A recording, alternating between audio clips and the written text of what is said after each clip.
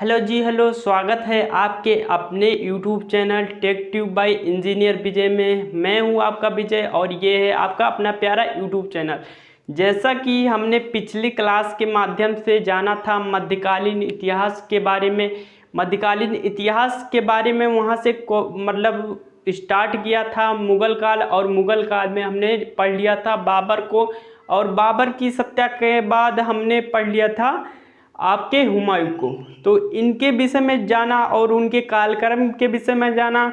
और आज जैसा कि थंबनेल के माध्यम से आपको पता चला होगा कि हम किस टॉपिक पे बात कर रहे हैं, शेरशाह सूरी के।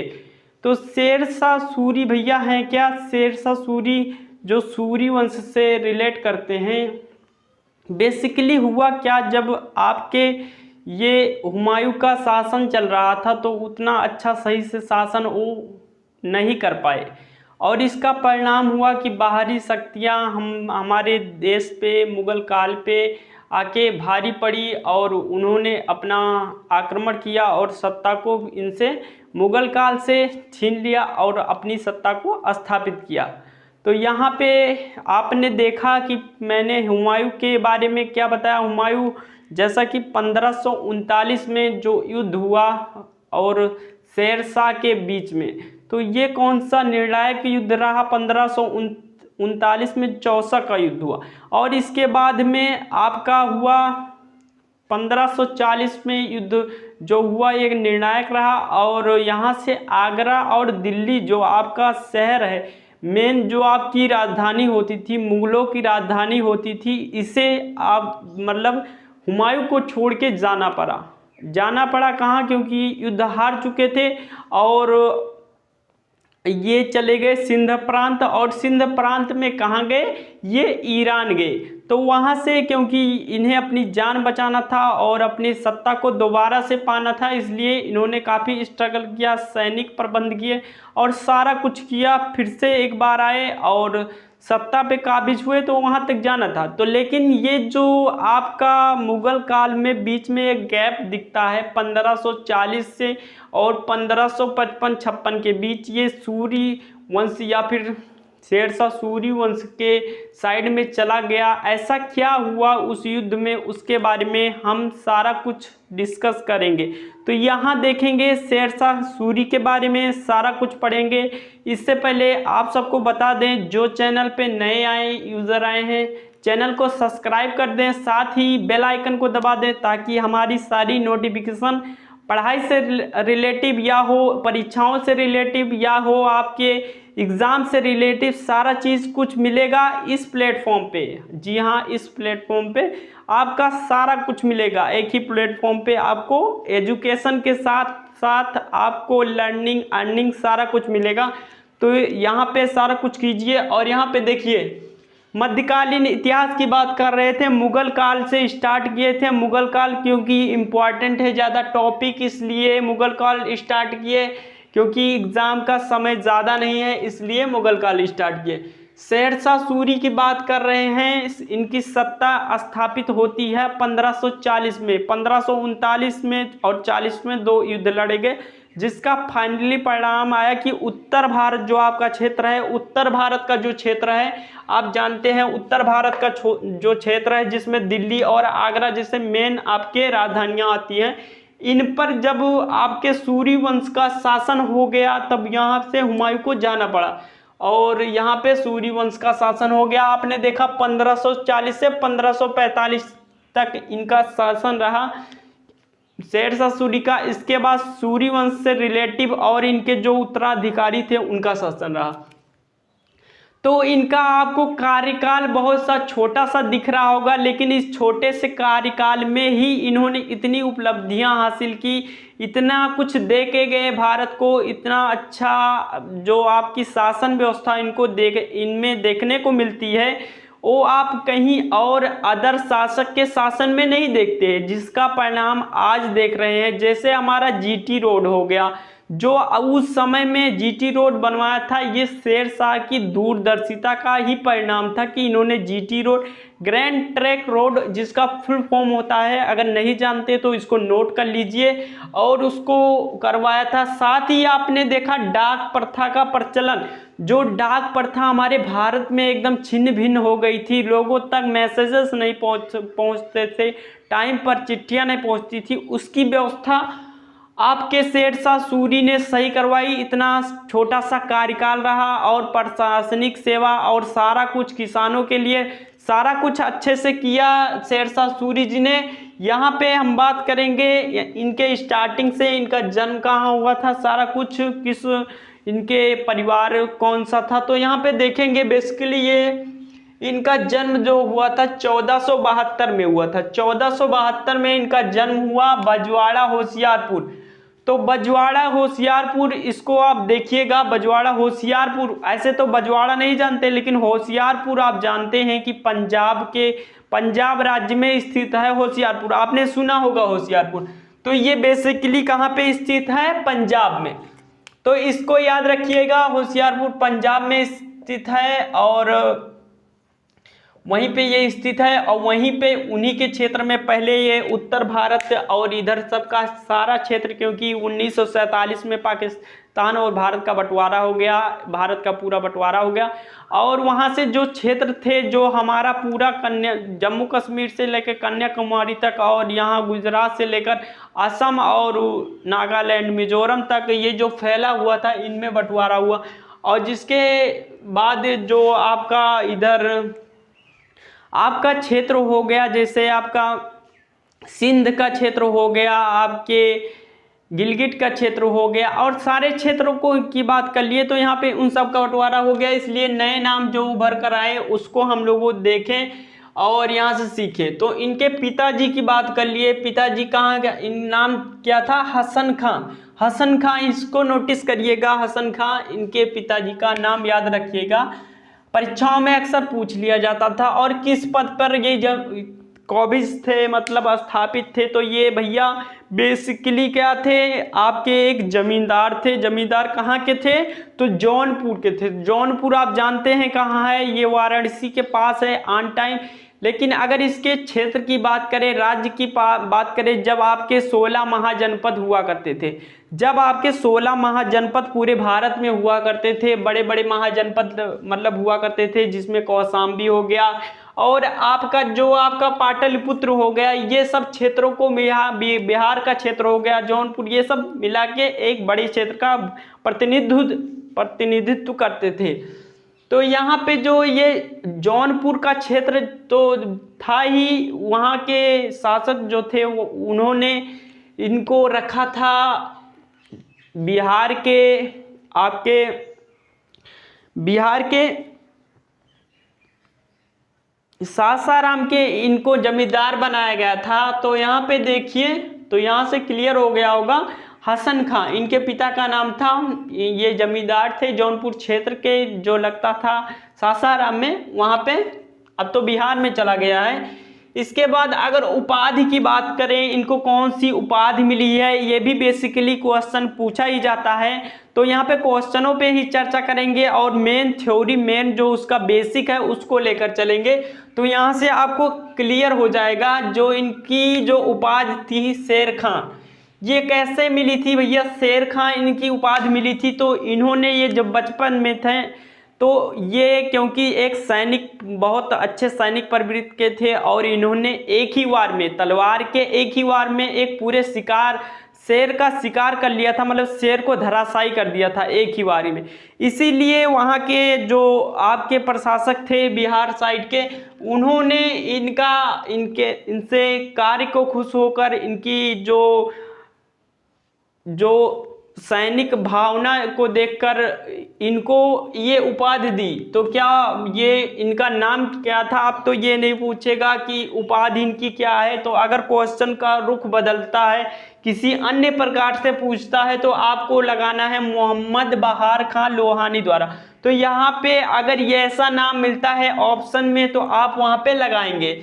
इसके बाद इन्होंने शेर खां जी जैसे बड़े हुए, तब इन्होंने बाबर के बाबर के जो आप में सैनिक थे उनकी भूमिका निभाई, सैनिक के रूप में बाबर के साथ में कार्य किया और अच्छा अनुभव प्राप्त किया बाबर के साथ में रह के, और आगे चलकर यही अच्छे शासक भी हुए। तो पहले छोटी आयु में तो बाबर के साथ लगे और वहाँ से कुशलता काफ़ी हासिल की। और इनके क्षेत्र में देख लेते हैं ये और क्या किए, तो ये और एक सुधार किए थे भूमि मापन के लिए। भूमि मापन के लिए मतलब सबसे पहले या फिर इससे पहले होता रहा होगा, लेकिन पहली बार भूमि मापन के लिए 32 अंक वाला सिकंदरी गज, 32 अंक वाला एक मतलब मापन के लिए बनाए रहे होंगे, 32 अंक वाला सिकंदरी गज का जो है इन्होंने प्रयोग किया। और सन की डंडी का प्रयोग किया, सन की डंडी का प्रयोग किया जो इस प्रकार की होती है, उसमें पैमाने बने होते हैं, तो इस प्रकार की कुछ टाइप की होती होगी। तो यहाँ पे आपके पैमाने बने होते थे, पैमाने बने होते थे, तो यहाँ पे ऐसे कुछ। और इसी प्रकार सिकंदरी गज का नाम था। अगर सिकंदरी गज की बात करें तो आप क्वेश्चन में कंफ्यूज बिल्कुल भी ना होना, क्यों ना होना, क्योंकि आप जानते थे सिकंदर जो पहला 326 ईस्वी उसका भी नाम सिकंदर था, और सिकंदर लोदी एक थे जो दिल्ली सल्तनत के अधीन आते थे, और एक सिकंदरी गज। तो वहाँ पे अगर ऑप्शन में सिकंदर रहेगा तो वहाँ उसको मत लगाइएगा, शेरशाह सूरी ने सिकंदरी गज का प्रयोग किया था, नाम के ऊपर मत जाइएगा। तो इतना आपका कवर हो गया, इतना आप सीख गए होंगे। सन की डंडी का प्रयोग किया था और भूमि मापन के लिए अंक वाला सिकंदरी गज, ये हो गया। और इसके बाद जो इन्होंने सबसे बढ़िया काम किया था जो आज भी चला आ रहा है, इन्होंने भारत में रुपए की शुरुआत की थी। रुपए की मतलब मुद्रा के रूप में प्रचालन किया था। तो उन मुद्रा में क्या मतलब उनमें धातुएं क्या थी उसकी, और उसकी माप और उसकी मात्रा या फिर उसके जो भार में क्या मिक्स किया था। तो 178 ग्रैन चांदी का प्रयोग किया था रुपए में। जो रुपए का नाम दिया था शेरशाह सूरी ने दिया था, 178 ग्रैन चांदी का रुपया बनाया था और 380 ग्रैन तांबे के दाम बनवाए थे। दाम, ये जो शब्द है ना इसको याद रखिएगा, दाम ये मतलब तांबे के सिक्कों को कहा जाता था। और जो रुपया था 178, ये एक मानक है, एक मानक है 178 ग्रैन का होता है। आज भी ग्रैन आपने सुना होगा, मात्रा के लिए प्रयोग किया जाता है चांदी। तो इसका चलवाया था और इसी का प्रयोग करते हुए जब इनका मतलब ख्याति देखी अंग्रेजों ने, बाद में आके देखी कि इन्होंने रुपए का प्रचलन पहली बार किया है और चांदी के सिक्के चलवाए थे, तो इसी के आधार पे जो भारत में संवैधानिक तौर पे रुपए चला, और भी भारत के साथ और भी देश आए जिन्होंने रुपए को माना अपने देश की मुद्रा के रूप में। तो वहाँ पे आपने देखा होगा कि जो रुपए 3-4 देशों में चलते थे, भारत में भी अंग्रेजों के माध्यम से स्थापित हुई। तो ये भी जो उपलब्धि है ये शेरशाह सूरी की ही देन है। इसके बाद इनके स्थापना जो इन्होंने भवन या फिर मस्जिद या फिर का निर्माण कराया था, इसको देख लेते हैं। तो क्वेश्चन में अगर पूछता है तो सबसे मेन जो है रोहतासगढ़ के दुर्ग, ये दुर्ग जो किला होता है इन्होंने इसका स्थापना करवाया था। और दूसरा कन्नौज के स्थान पे, कन्नौज आपने सुना होगा, इसके नाम पे शेरसूर नगर बसाया था, अपने नाम पे शेरसूर नगर बसाया था कन्नौज। आज बेसिकली हम यूपी में कन्नौज जानते हैं, एक जिला है, तो इसको बसवाया था। इसके बाद एक किला, एक कोहना, इसको जरूर नोटिस कीजिएगा, ये इंपॉर्टेंट है बेसिकली। किला एक कोहना, इसको नोटिस कीजिएगा, इसको स्क्रीनशॉट मारने की स्क्रीनशॉट आप ले लीजिए इसका और पूरे का, और या फिर नोटिस करते चलिए एक एक पॉइंट, काफ़ी इंपॉर्टेंट है। किला एक कोहना जो बेसिकली दिल्ली में है, नामक एक मस्जिद है, ये बनवाया था शेरशाह सूरी ने। अपने छोटे से ही कार्यकाल में इतनी सारी उपलब्धियां दी थी। तो आगे यहाँ पे बात करते हैं और सारी चीज़ों की। तो यहाँ पे कुछ प्रथाएं स्टार्ट की थी शेरशाह सूरी द्वारा। तो यहाँ पे देखते हैं जैसा कबूलियत एवं पट्टा प्रथा, जो आपने क्वेश्चन में आता होगा या आपने ऐसा नाम सुना होगा, तो इन्होंने ही स्टार्ट की थी, शेरशाह सूरी जी ने ही स्टार्ट की थी, कबूलियत और पट्टा प्रथा की शुरुआत की थी। और इसके बाद अगर कर के रूप में, क्योंकि किसानों के लिए इन्होंने अच्छे काम किए थे, इन्होंने ऋण, उनके जो मालगुजारी आपने सुना होगा 3 साल के लिए जब इन्होंने सड़कें बनवाई थी और तराई क्षेत्रों में पैदावार बढ़ाने के लिए किसानों को ऋण भी माफ़ किया था और उनका जो 3 साल का माल गुजारी था उसको भी माफ़ किया था।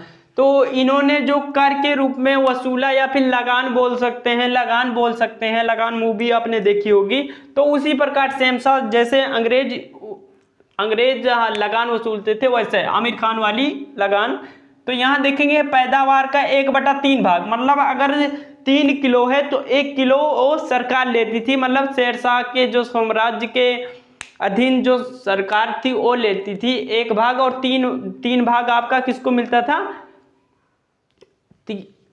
आपका जो 3 में से 1 भाग आपको सरकार को या फिर मतलब जो राजा या फिर शेरशाह सूरी के अधीन होते थे, और 2 भाग आपका कहाँ चला गया, 1/2 बचा, मतलब 3 में से 2 भाग बचा। तो यहाँ पे क्या हो गया, इसको किसान को जो उपज को उत्पादित करता था उसको मिलता था। तो यहाँ से ये हो गया।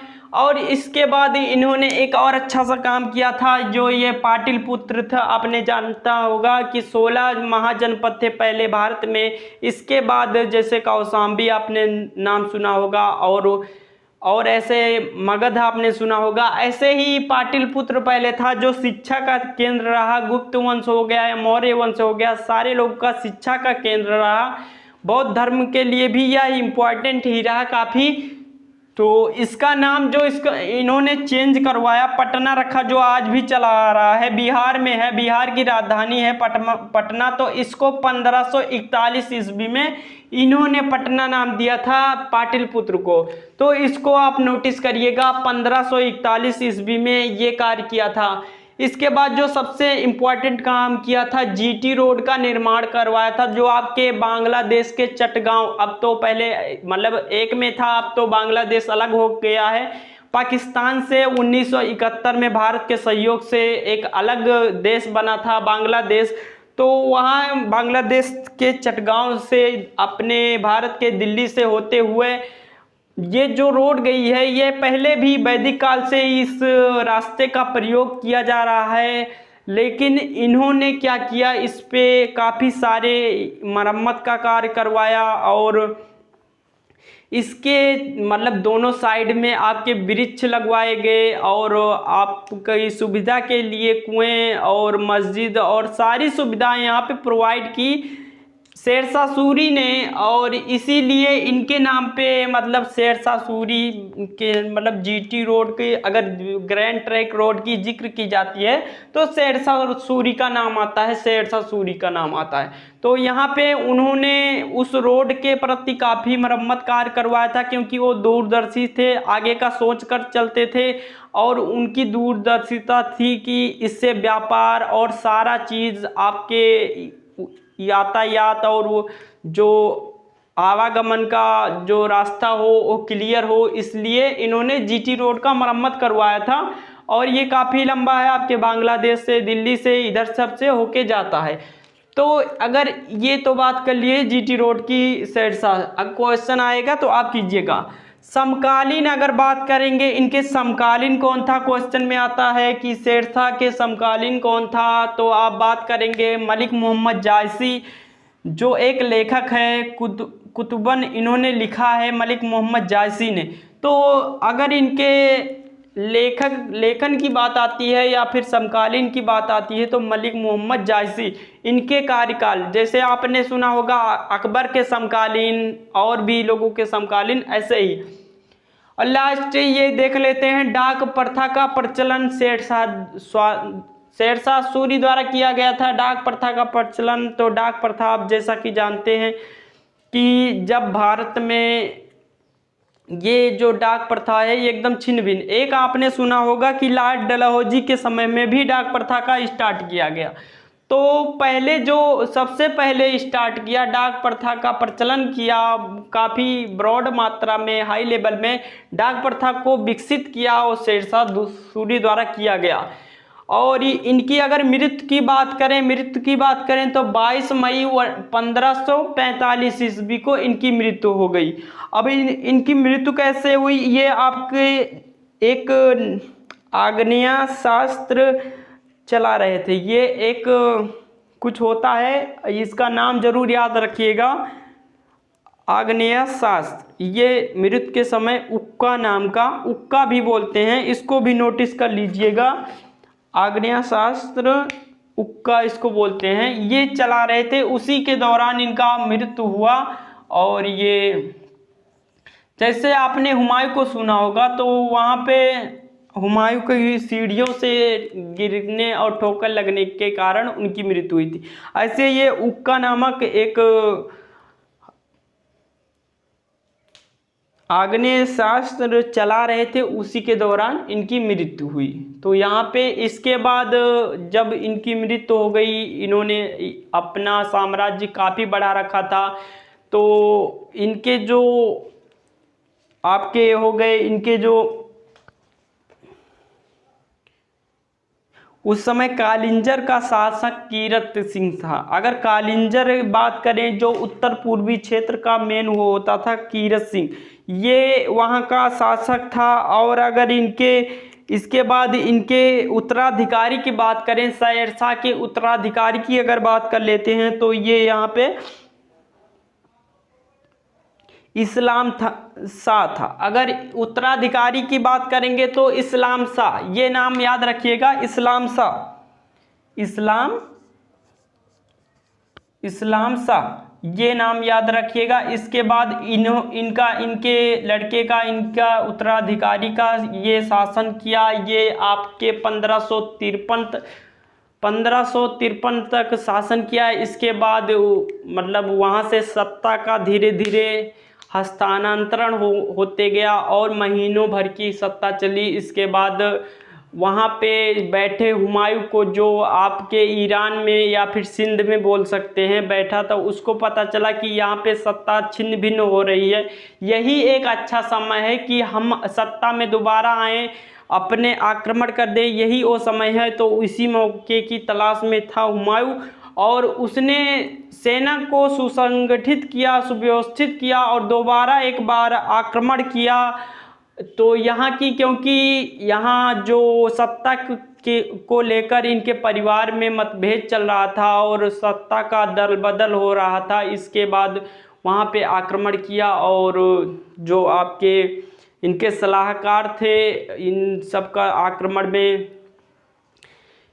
युद्ध हुआ और युद्ध का परिणाम हुआ, आप जानते हैं, सरहिंद का युद्ध हुआ। सरहिंद हमने पिछली क्लास में बताया था, अगर वीडियो ना देखी हो तो उसको जाके देख लेना। सरहिंद का एक फाइनली युद्ध हुआ, ये 1555-56 के बीच हुआ, डेट नहीं एग्जैक्ट है इसमें दिया है। तो सरहिंद का एक युद्ध फाइनली 1555 और 56 के बीच हुआ। हुमायूं को फिर से सत्ता बचाने में या सत्ता लेने का मौका मिला और दोबारा सत्ता की स्थापना और दोबारा एक शासन के रूप में मुगल काल की इसी तरह से स्थापना हुई। तो यहाँ से सारा कुछ देख लिए, सारा कुछ हो गया। अब इसके क्वेश्चन पे चलते हैं, क्वेश्चन के हिसाब से क्या पूछता है इसको देख लेते हैं, और यहाँ पे कुछ अगर छूटा होगा तो उसको भी कवर करने की कोशिश करेंगे। तो यहाँ से देख लेते हैं, जैसे ये तो अब बेसिकली क्या थे, ये संस्थापक थे, क्योंकि सूर साम्राज्य के ये संस्थापक भी थे। तो यहाँ इनके नाम पे ही लिखा है, मतलब शेरशाह सूरी। तो यहाँ पे अगर क्वेश्चन में आएगा तो ये किस वंश के संस्थापक थे या फिर किस साम्राज्य का संस्थापक था। जैसे बाबर जो थे, मुगल वंश का जो मुगल वंश की स्थापना की थी बाबर ने, उसी प्रकार जो शेरशाह सूरी ने सूर वंश का, जो पहले काफ़ी छोटे मात्रा में और बहुत थोड़े थे, बाद में जब इनके पिता और इनके दादा ने मिलकर बिहार क्षेत्र को, इसके बाद बंगाल क्षेत्र में जब हुमायूं निकले थे, उस समय 1527 में सुदूर अभियान के लिए, उसी समय इन्होंने बंगाल को अपने क्षेत्र में कर लिया, अपने कब्जे में कर लिया। और ये सीधी तरह से उनके सामने नहीं आते थे हुमायूं के, मतलब सापेक्ष, मतलब उनका युद्ध नहीं हुआ। लेकिन 1539 में ये सामने आए और उनसे खुलकर चौसा के युद्ध में खुलकर युद्ध किया और वो जीते भी शेरशाह सूरी। और इसके बाद आपका 1540 में आगरा और दिल्ली के किले पर या फिर दिल्ली पर शासन प्राप्त कर लिया।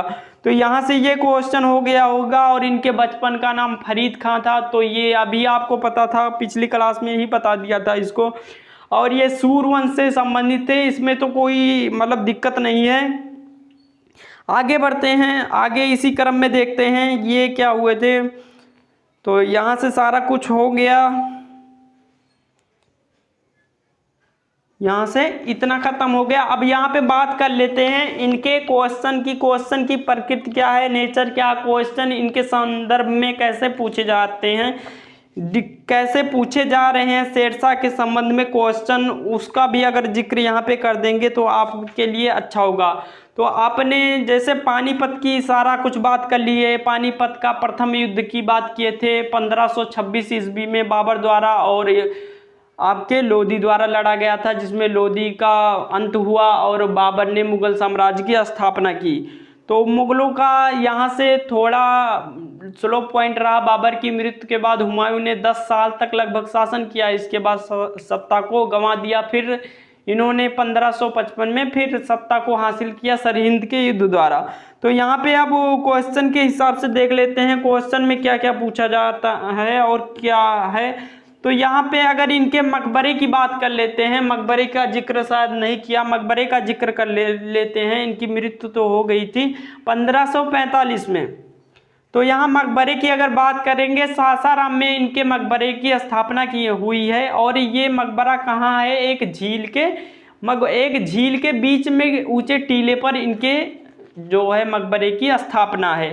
तो कभी अगर बिहार जाने का मौका हुआ तो वहाँ पे ज़रूर देखिएगा, काफ़ी अच्छा मतलब जो नक्काशी हुई है सारा कुछ काफ़ी अच्छा है।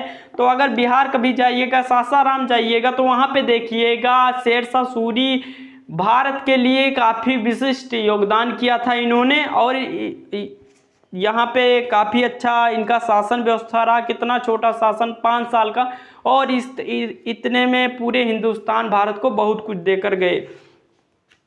यहाँ पे सासाराम में इनका मकबरा है। आगे देख लेते हैं इनसे संबंधित और क्वेश्चन क्या हैं। तो किसने चौसा की लड़ाई में 1539 में हुमायूं को पराजित किया था? तो आपको पता है शेरशाह सूरी, यहाँ से हो जाएगा ये भी। और आगे के ऐसे क्वेश्चन देख लेते हैं, डिक्टो आएंगे ये क्वेश्चन। अगर आपने एक बार शेरशाह सूरी ये क्लास पढ़ लिया या फिर पिछली क्लास बाबर की पढ़ लिया, आप मध्यकालीन इतिहास पढ़ लिए, तो आपका कोई भी क्वेश्चन नहीं जाएगा एकदम। अगर आएगा, एसएससी का एग्जाम चल रहा है, एसएससी में जो क्वेश्चन आ रहे हैं डिक्टो आ रहे हैं, कहीं से अलग नहीं है, ना कोई अलग भाषा है। तो यहाँ से और भी क्वेश्चन देख लेते हैं। यहाँ पे किस युद्ध को जीतने के बाद शेरशाह ने दिल्ली में अफगान सत्ता की स्थापना की? अगर अफगान सत्ता की स्थापना की बात कर लेते हैं, दिल्ली या आगरा में जो आपकी बेसिकली राजधानी होती थी, जो हेड होता था दिल्ली ही होता था पहले। तो ये बिलग्राम का युद्ध था जिन्हें लड़ा गया, पहले 1439 में लड़ा गया, 40 में आपका बिलग्राम का युद्ध। यहाँ से सत्ता जो हासिल की शेरशाह ने। और इसके बाद आगे का क्वेश्चन देख लेते हैं। अगले क्वेश्चन में यहाँ पे निम्नलिखित में किस सुल्तान ने पहले हजरत आला की उपाधि अपनाई और बाद में सुल्तान की? तो यहाँ पे अगर ये भी क्वेश्चन आएगा तो शेरशाह टिक करिएगा। शेरशाह ने ये हजरत आला की उपाधि अपनाई और बाद में सुल्तान शेरशाह के नाम से प्रसिद्ध हुए। और अगर एक इसके बाद बात करेंगे तो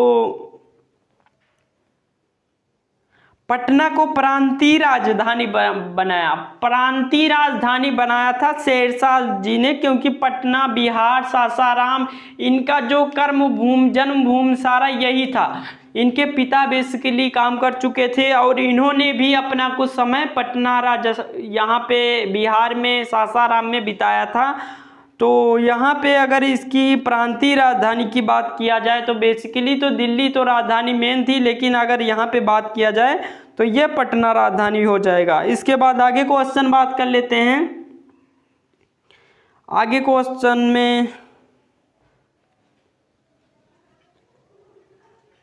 सारा कुछ यहाँ से कवर हो जा रहा है, कोई दिक्कत मत लीजिए। शेरशाह ने अपने पिता हसन खां की जागीर के प्रबंधन के रूप में किसे नियुक्त किया गया था?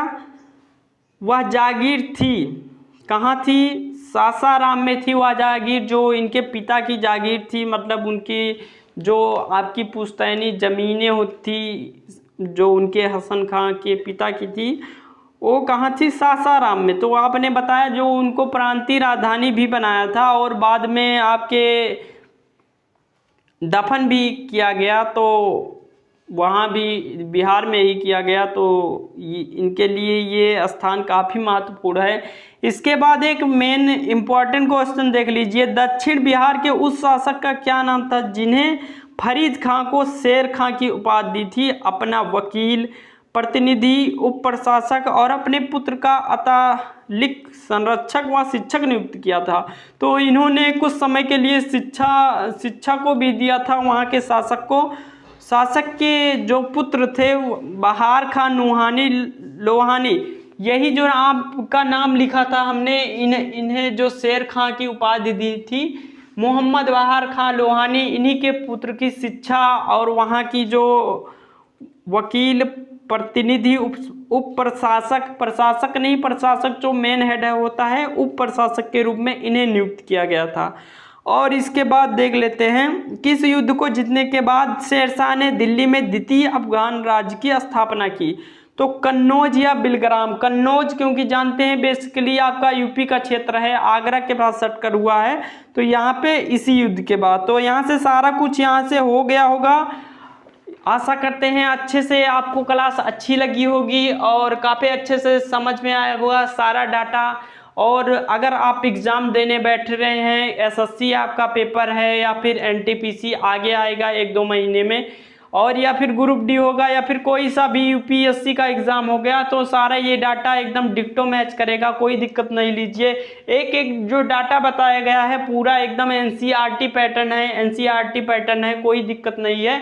यहाँ से सारा डाटा को नोट करिए, स्क्रीनशॉट ले लीजिए, अगर आपको टाइम नहीं है बाद में पढ़ लीजिएगा और सारे को कवर कीजिए, क्योंकि ये क्वेश्चन एकदम इम्पॉर्टेंट है और सारे को कराया गया। अगर ये वीडियो आपको थोड़ा भी अच्छी लगी हो तो प्लीज़ एक लाइक करिएगा और कमेंट सेक्शन में कमेंट कीजिएगा। और आपकी अगर कोई क्वेश्चन क्वेरीज दिक्कत है तो प्लीज़ कमेंट बॉक्स में करिएगा।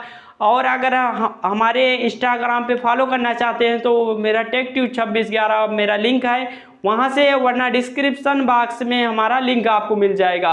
और किसी चीज़ की लिंक चाहिए पिछली वीडियो की तो हाँ डिस्क्रिप्शन बॉक्स में मिल जाएगा। और ज़्यादा से ज़्यादा इस वीडियो को शेयर कीजिए क्योंकि ये वीडियो रहने वाली है आपके लिए खास। तो यहाँ से चलते हैं नेक्स्ट वीडियो में हमारी अगली क्लास होगी। तब तक के लिए धन्यवाद।